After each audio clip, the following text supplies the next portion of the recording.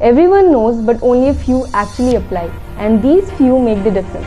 So, if you want to make the difference, then you should first learn how to apply any principle or method that strikes you in your life, and secondly, you should work hard in order to make that a habit of yours. So if you're a new college student or particularly a medical student, then this video is really going to help you.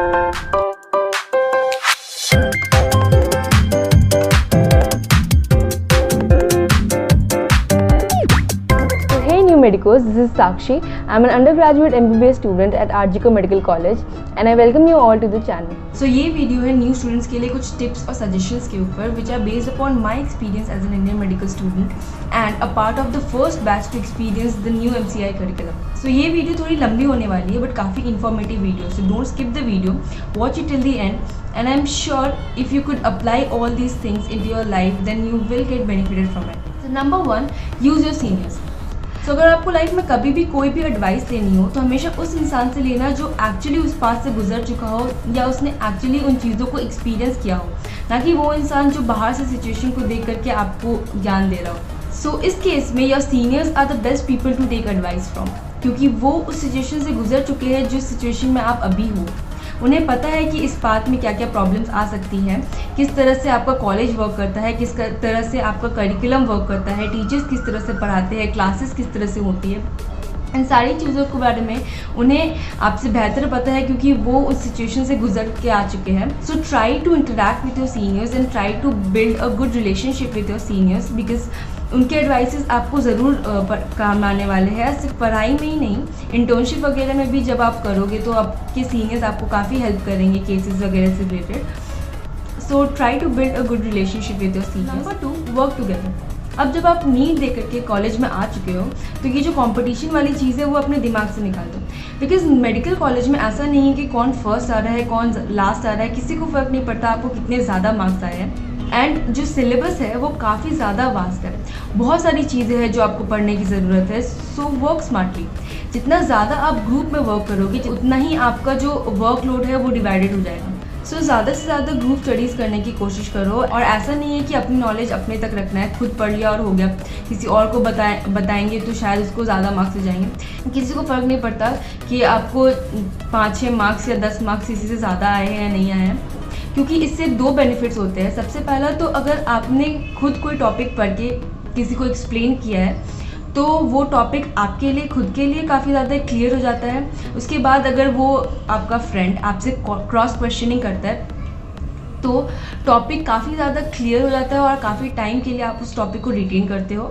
And दूसरा, अगर कोई आपका friend आपको कोई topic पढ़ के explain कर रहा है तो आपको काफ़ी ईजी लैंग्वेज में वो चीज़ें समझ आ जाएंगी, और जब आप खुद उस टॉपिक को अप्रोच करने जाओगे, बुक से पढ़ने जाओगे, तो आपको जो टाइम लगने वाला है उस टॉपिक को कंप्लीट करने के लिए और उस टॉपिक को समझने के लिए वो काफ़ी कम लगने वाला है, क्योंकि आपको पहले से एक आइडिया है कि वो टॉपिक किस बारे में है और किस तरह से उसे आपको पढ़ना है. So work together, try to build a good relationship with your friends. So competition करके एक तो आप अपने दोस्तों के साथ खुद के रिलेशनशिप को ख़राब कर रहे हो, और दूसरा जो ग्रुप स्टडीज़ के बेनिफिट्स है उसको आप यूटिलाइज़ नहीं कर रहे हो.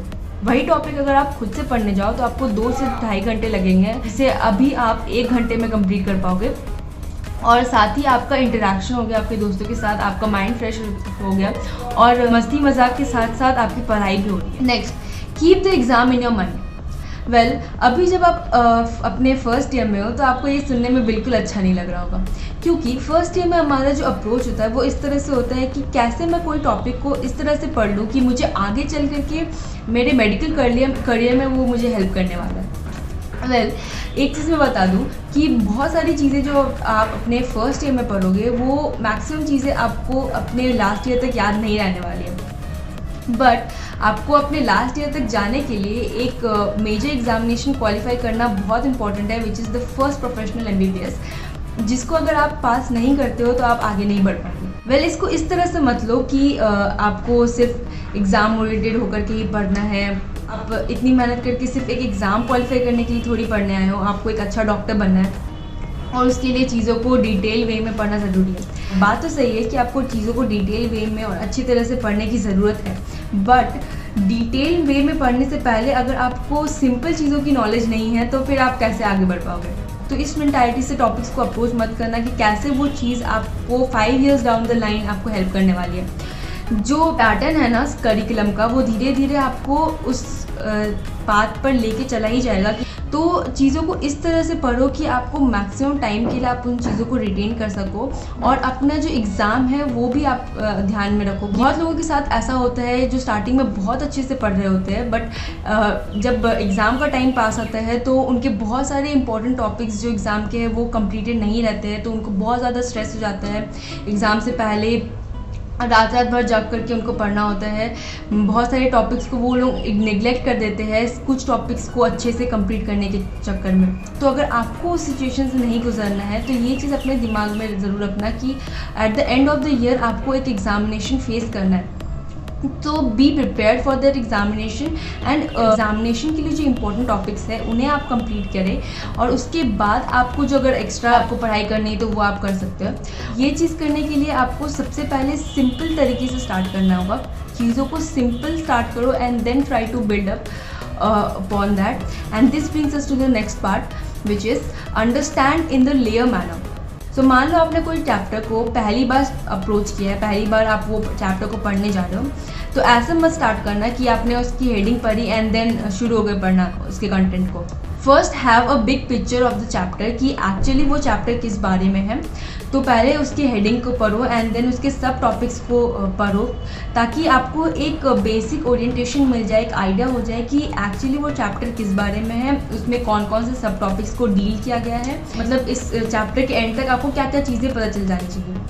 तो जब आप फर्स्ट रीडिंग करोगे तो पहले आप चैप्टर को डिटेल में पढ़ने की कोशिश मत करना। चैप्टर को सिंपल सिर्फ चैप्टर में क्या है एक ब्रॉड आइडिया डेवलप करने के लिए चैप्टर को पढ़ो फर्स्ट रीडिंग में। देन सेकेंड टाइम जब आप चैप्टर को पढ़ रहे हो तो सेकेंड रीडिंग में आप जो एग्ज़ाम के लिए इम्पोर्टेंट टॉपिक्स है उनके ऊपर ज़्यादा फोकस करके चैप्टर को पढ़ना, एंड धीरे धीरे आप जो लेयर्स में डिटेल्स को ऐड करते जाओ, ताकि अगर आपको टॉप लेयर का डिटेल अगर आपको याद नहीं भी है तो एटलीस्ट आपको उसके नीचे के लेयर्स आपको याद होने चाहिए। और मान लो अगर आपको कुछ भी याद नहीं है तो एटलीस्ट आपको इतना तो पता होना चाहिए चैप्टर एक्चुअली किस चीज़ के बारे में। बहुत सारे लोग मतलब स्टार्टिंग से ही डिटेल पढ़ने के कोशिश में लग जाते हैं, तो उन्हें बेसिक जो नॉलेज है चैप्टर जो प्रोवाइड करना चाहता है वो ही नहीं पता होता है। तो एक छोटा सा एग्जाम्पल लेके देखते हैं। एक क्वेश्चन है जिसके आंसर में आपको 5 पॉइंट्स लिखने हैं। एक बंदे ने एक पॉइंट को बहुत अच्छे से पढ़ रखा है, मतलब उसको उसके बारे में बहुत डिटेल नॉलेज है, बट एक बंदे ने 5 पॉइंट को पढ़ा है और 5 पॉइंट के बारे में थोड़ा थोड़ा नॉलेज है उसके पास। किसी एक पॉइंट के बारे में उससे डिटेल नॉलेज नहीं है, बट 5 पॉइंट के बारे में थोड़ा थोड़ा नॉलेज है उसके पास।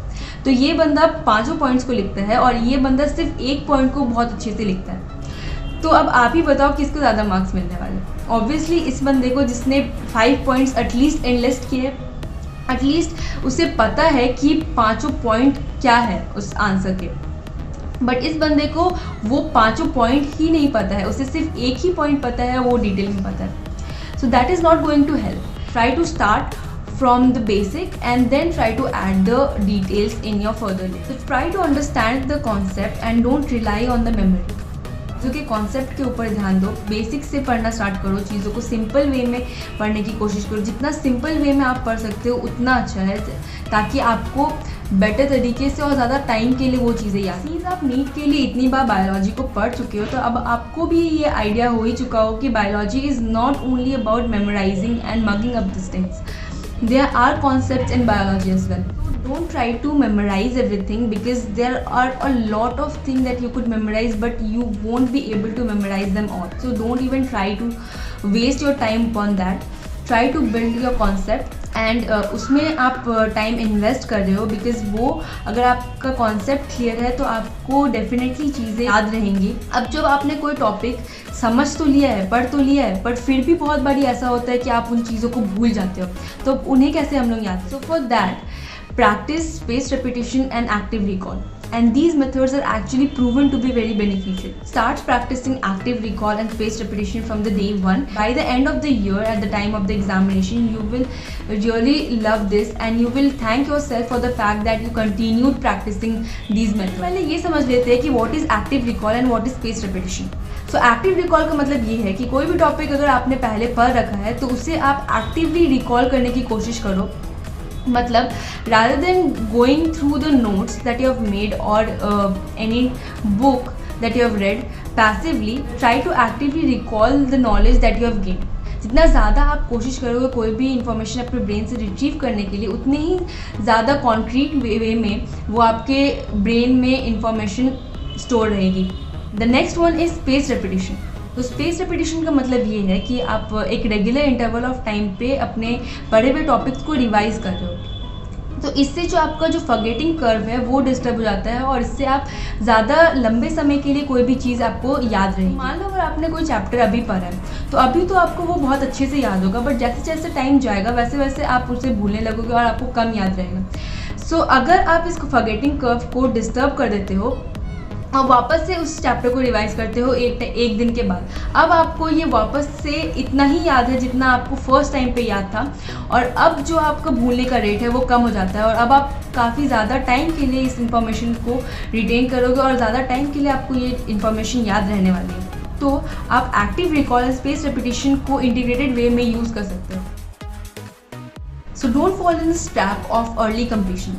जल्दी जल्दी कंप्लीट कर लेते हैं, बाद में तो रिवाइज कर ही लेंगे एग्ज़ाम से पहले, या जल्दी जल्दी चैप्टर को कंप्लीट कर लेते हैं, नोट्स बाद में बनाएंगे, या पुराने चैप्टर को बाद में रिवाइज कर लेंगे, पहले बचे हुए चैप्टर्स को कंप्लीट कर लेते हैं। तो don't fall in this trap of early completion, क्योंकि एग्जाम से पहले आप कितने ही चैप्टर्स को कंप्लीट कर पाओगे। एग्जाम से पहले आपके पास एक लिमिटेड अमाउंट ऑफ टाइम होता है, उस वक्त आप कितने चैप्टर्स को रिवाइज कर पाओगे। नोट्स अगर आप बनाते हो तो don't miss making notes of a particular chapter, क्योंकि एग्ज़ाम से पहले जो कम टाइम आपके पास बचा होता है उस वक्त आप बुक से रिवाइज करने से बेहतर है कि आप अपने नोट्स को गो थ्रू करो। उससे आप काफ़ी जल्दी कोई चैप्टर को रिवाइज कर पाओगे और जल्दी आप वो चैप्टर कंप्लीट हो जाएगा रिवीजन। और स्टार्टिंग से जब आप पढ़ाई कर रहे हो तो कोई भी टॉपिक को बिना रिवाइज किए आगे वाले टॉपिक पे मत बढ़ना, क्योंकि अगर आपने वो चैप्टर रिवाइज नहीं किया है और उसके बाद के बाकी चैप्टर्स को आप पढ़ने लग गए तो at the end of the year exam से पहले आपके पास आपके सारे टॉपिक्स आपके पास क्लियर नहीं होंगे अच्छे से। ये मैक्सिमम चैप्टर्स जो आपने पढ़ रखे थे वो सारे आप भूल चुके होंगे अभी तक, तो आपको वापस से स्टार्टिंग से स्टार्ट करना पड़ेगा, ज़ीरो से स्टार्ट करना पड़ेगा वो चैप्टर को।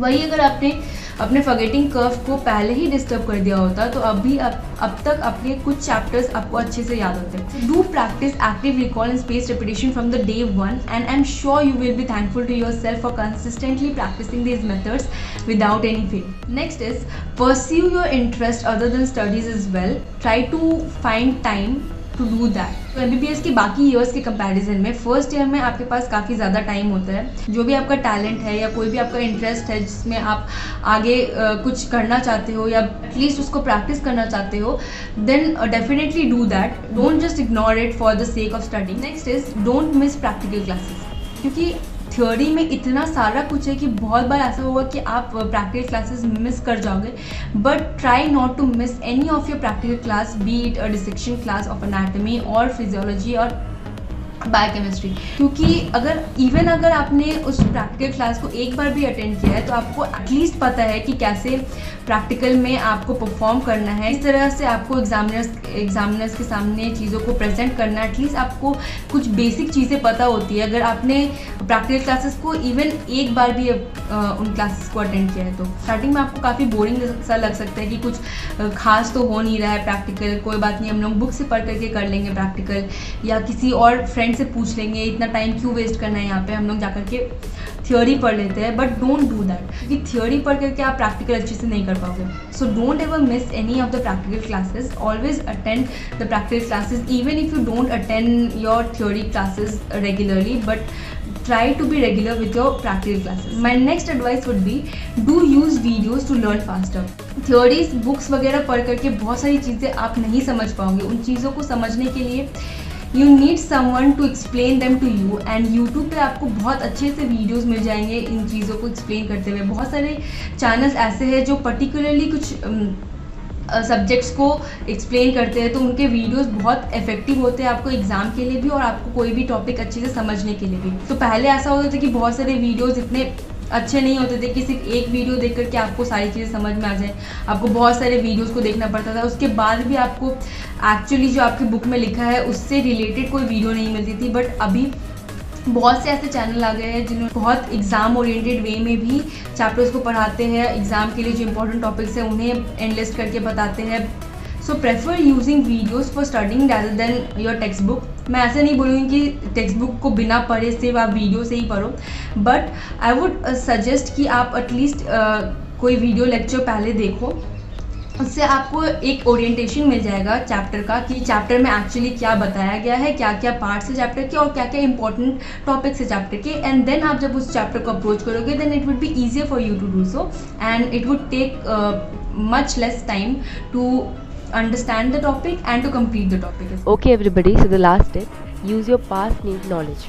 नीट के लिए आप जो भी पढ़ रहे हो उसको बहुत अच्छे से पढ़ना। ऑब्वियसली नीट तो आपको अच्छे से क्रैक करना ही है ताकि आपको एक मेडिकल कॉलेज मिल सके, और मेडिकल कॉलेज मिलने के बाद भी आपके फर्स्ट ईयर में भी ये सारी चीज़ें जो आपने पढ़ रखी है ना वो काम आने वाली है, और स्पेशली बायोलॉजी की ऑब्वियसली, बट केमिस्ट्री की भी कुछ सारी चीज़ें हैं जो आपको काम आएंगी। ऑर्गेनिक की जो भी रिएक्शंस आपने पढ़े हैं कि कैसे अल्कोहल ऑक्सीडाइज होकर के एल्डिहाइड बनता है, then aldehyde to carboxylic acid, ऐसे कुछ कुछ बेसिक जो नॉलेजेस है वो आपको आपके बायोकेमिस्ट्री में काम आएंगी। आप अगर नीट के लिए अच्छे से प्रिपेयर करते हो ना तो आपको आपके फर्स्ट ईयर में भी चीज़ें काफ़ी आसान लगेंगी। फिजियोलॉजी और बायोकेमिस्ट्री में स्पेसिफिकली आपको काफ़ी अच्छा लगेगा पढ़ना और काफ़ी रिलेटेबल लगेगा। ऐसा लगेगा कि आपने पहले भी थोड़ा बहुत पढ़ रखा है और उसके ऊपर आप एक्चुअली बिल्ड कर रहे हो। सो आपके जो नोट्स वगैरह है उन्हें अच्छे से रखना, वो नोट्स वगैरह आपको आपके फर्स्ट ईयर में भी काम आएंगे। और अगर आप एक डिजिटल डिवाइस यूज़ कर रहे हो जैसे एक टैबलेट या फिर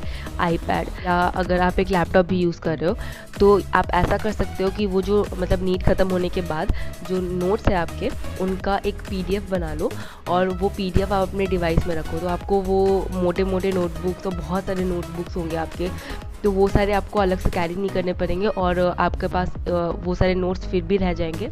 आप अपने डिजिटल डिवाइस में उन्हें डाल लो और फिर जब भी आपको कोई similar type kind of topic मिले फिजियोलॉजी या बायोकेमिस्ट्री में तो आप वहाँ से जाकर के देख लो। These were all my tips for you people. Thank you so much for watching and hopefully this would help you in going through your first year MBBS. So before you go, don't forget to like this video, do share this video with all your friends so that they could also get benefited from this video. So if you appreciate my work and if you want to support the channel, do consider subscribing to my channel and do share all my videos. Thank you so much for watching and until we meet again, bye bye.